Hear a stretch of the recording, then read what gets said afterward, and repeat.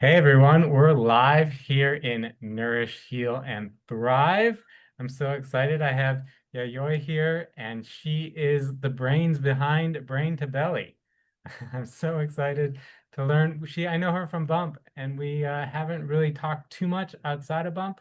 But I feel like I know her because she's in a lot of training videos and things like that. So she's like a star here. But anyway, she does a lot of similar things that we're doing here in Nourish, Heal, and Thrive. And so I think she'll really resonate with a lot of people here. So, um, Yayoi, thank you for being here. Well, thank you for the invitation. Yes, I was looking at your group and I was thinking, oh yeah, we do very similar things. So this is kind of cool, you know? Yeah. Um, because my group is called Brain to Belly. And what I do is I change people's relationship with food and going from chaotic and crazy, that was me, chaotic and messy to balanced and peaceful. And I would do that in my case, we use rewiring your brain. So we do neuroencoding as well as I'm also a trained Dr. Amen University brain health specialist. So practitioner. So I use some of his techniques as well.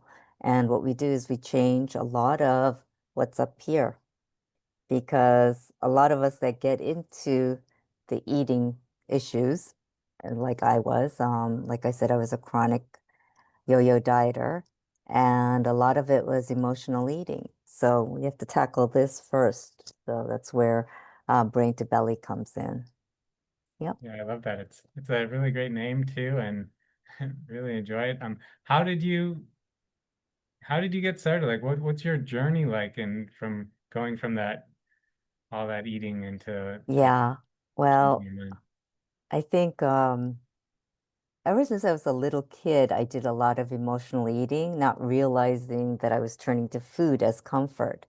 And, it was even as a kid when I moved around a lot. I was born in South Africa, of all places, and my family moved to Japan briefly, and then we moved to the US. And so it was a lot of cultural changes, a lot of environment shifts. And in all of that, food was a constant. That was like a stable element. And I think I turned to food to kind of give me comfort where, the environment's different. I got teased a lot because of the way I looked. Um, and I think when you're different, people just see you differently and they, say, oh, you're different, you're different, so that you get singled out. And I think my sister and I both got singled out. And I think I took it more internally into eating. And that's where it all started, I think. And from there, it just became almost a habit. Like anytime something bothered me, I would just turn to food. And I think the major thing that happened was when my father's job, asked him to go back to Japan, we we went from, let's see, I think we were in San Francisco, then we went to Chicago, and then from Chicago we went right back to Japan. And I had not grown up in Japan at all. I only had 6 months maybe when I was in nursery school. So it was a big culture shock for us. We spoke the language, thank goodness, but other than that, the culture was so different.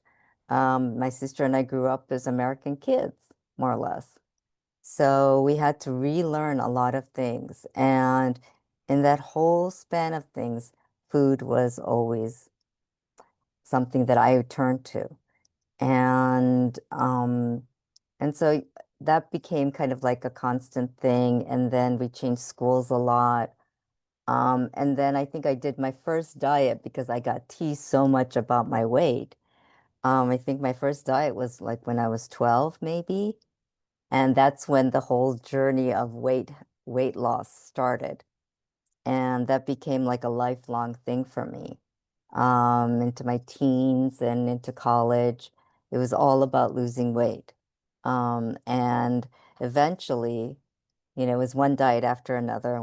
It's either starve or starve or binge or whatever. And eventually, happened to me was I went to, let's see, college. Then, yeah, I went on my own for a while. And then I think this was back in the 30s, when I was in my 30s. Um, I started to develop an eating disorder at that point because of all the eating, binging, all that. And I developed this thing called exercise bulimic. It's called exercise bulimia. And it's binging and purging, but the purging is done through exercise instead of throwing up because I tried, but I couldn't do it. So I said, okay, well, let me just exercise my butt off. And it came to a point where it was I would eat and then I would say, how much do I have to exercise to burn off this? And back then you had, even on the treadmill, you had how many calories to burn, you're going to be burning, blah, blah, blah. So I kind of did that. And then I would go to the gym, then I would go to like a spin class, and then I would come home and then I would do more activity at home thinking that's going to burn off all the food that I ate. And then, or if I was planning on going out to dinner that night, I'm like, okay, I got to burn all this so that when I go out to dinner, it'll balance it out. So it was a crazy, crazy thing that happened to me. And what happened was one time after you do so much activity, your body does wear out. And your mind is also not being nourished enough because you're eating crappy stuff, right? Or I'm eating like, restaurant food or whatever, but it's not, you're not really nourishing it properly. So what happened was I sprained my ankle. And, that just made me not be able to do anything. And that was kind of like the realization that I do have a problem and I need to get help for it. And it was so hard to ask for help, but I did. And I got very good help, thank goodness. I was very fortunate in that. And I worked with a nutritionist. I worked with a therapist that really helped me with everything. And I worked with an exercise physiologist who helped me to rethink and reframe how I see activity. And it was more like a punishment for my body. Was what I was using activity for, to punish my body for eating. Um, and so I learned to enjoy activity. And I still remember what she said to me. She goes, remember when you were a kid and you just used to run around because it was just fun to run around? And I'm like, yeah. And then I was like, yeah, I totally forgot about that. And that's when I kind of learned a lot of things. And that's when my whole healing journey started and got into all of this. Yeah. Wow, it's amazing journey. I can't believe it started at 12 and went all the way through. And wow, it's Yeah. thank you for sharing. It's very, very courageous to share all that. And sounds like you had a huge transformation though. But how did you get into the neuroencoding and the different modalities that you're using? Right. Well, I've worked well, I still work for a weight health company that's pretty well known throughout the world, globally. And I've been a coach with them for more than 20 years. So it's always been in I don't know, in my genes, in my field to be able to support people and help people with their weight health journey. And that's how I got started in that. And then along the way, I became a coach. I became an ICF coach, International Coaching Federation coach. And I started to think I was like my niche, what was it? And then I was like, why don't I just combine the two? Because this is what I'm passionate about. And that's how I got into Brain to Belly, and how I got into neuroencoding was during COVID. Um, we were all locked in and all this. And one of the things that I've always wanted to do was attend a Tony Robbins event because he's the coach guru, right? And I was like, I want to know what it's all about. Everyone talks about it. Everyone's, raving about it. I want to know what it's about. So I could never attend a live Tony event when I was before COVID because it was too much money. I didn't have time. And I was working in corporate America, so all of that. And during COVID, I had the time and the money because his prices went down as well during COVID. And I went to the first UPW that was online and I was blown away. It was amazing. I felt like I was amongst people that got me, that I got them. I resonated so much with the whole process. And then through that, one of Tony's presenters is by the name of Joseph McClendon.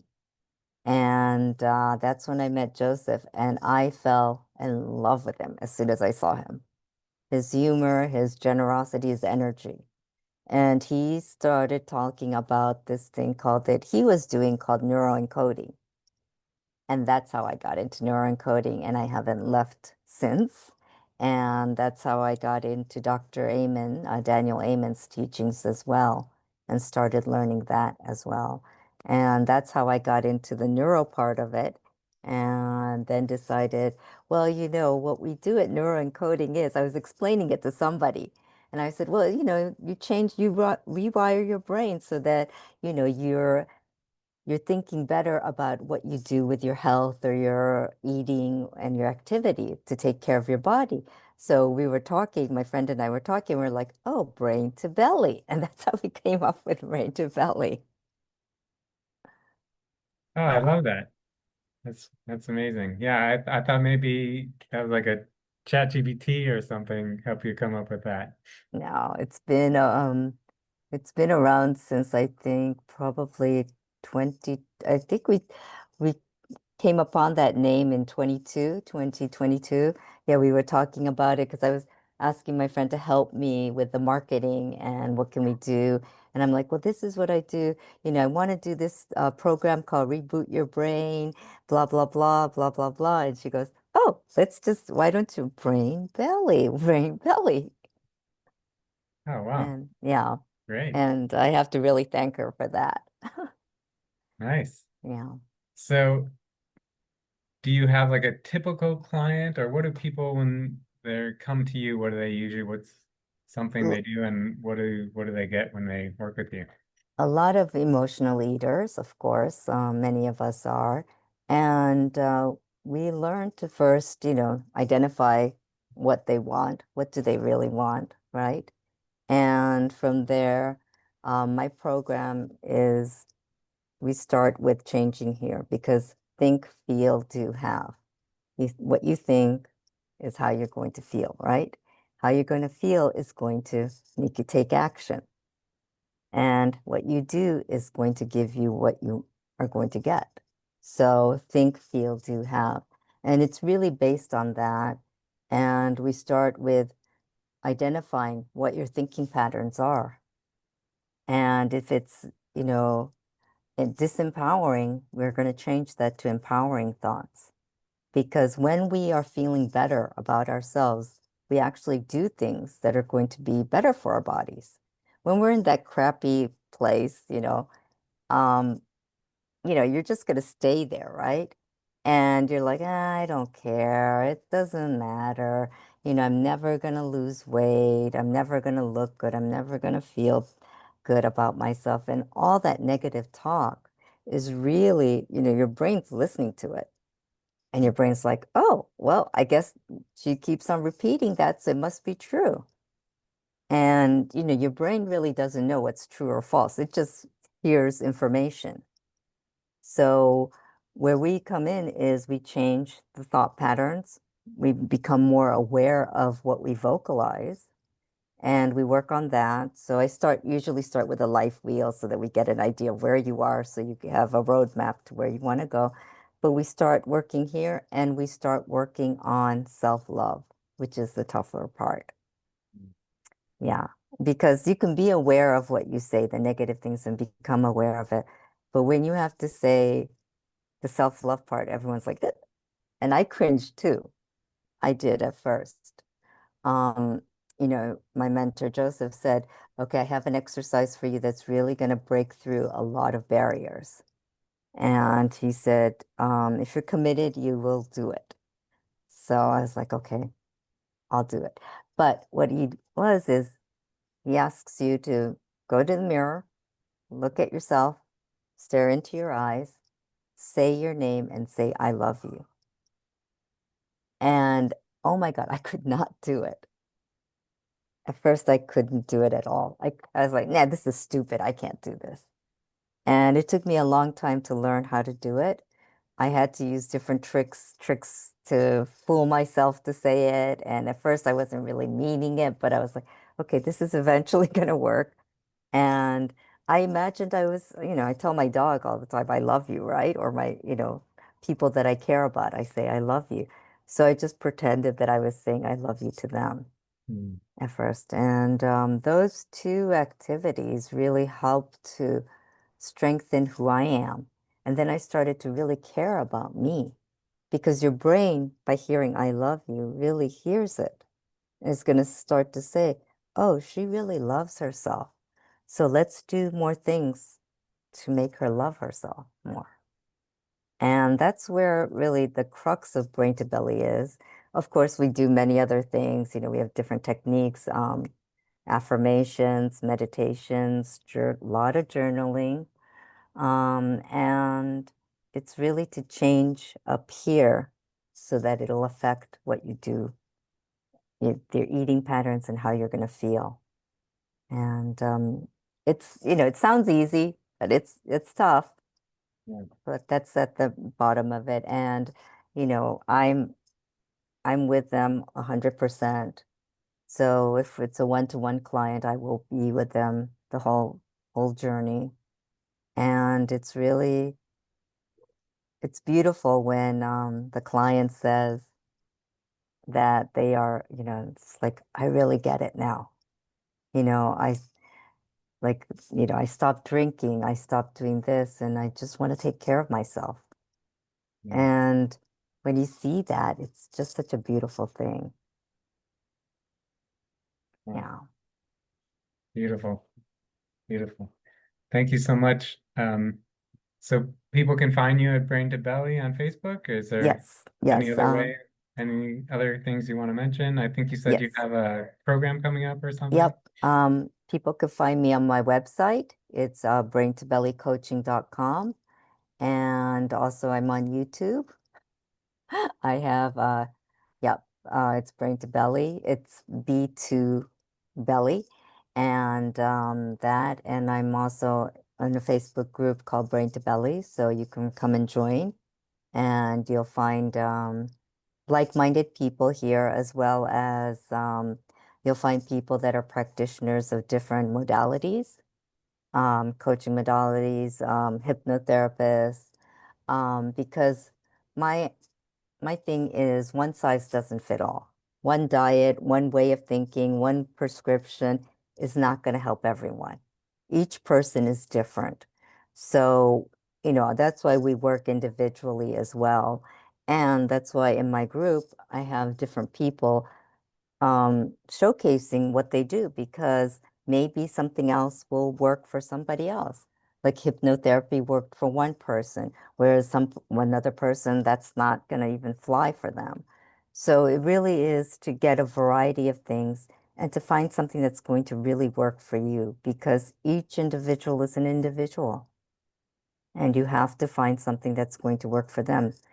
Some people love keto, right? And that's the only thing that works for them. That's great for them. But other people, they can't do that. They find that too restrictive. They're carb eaters. They want their carbs. Yeah, So we have to figure out a way that's going to work for them. So that's my take on it. And I'm with you yeah, 100%. I believe, I think we're doing the same thing here, which is really great.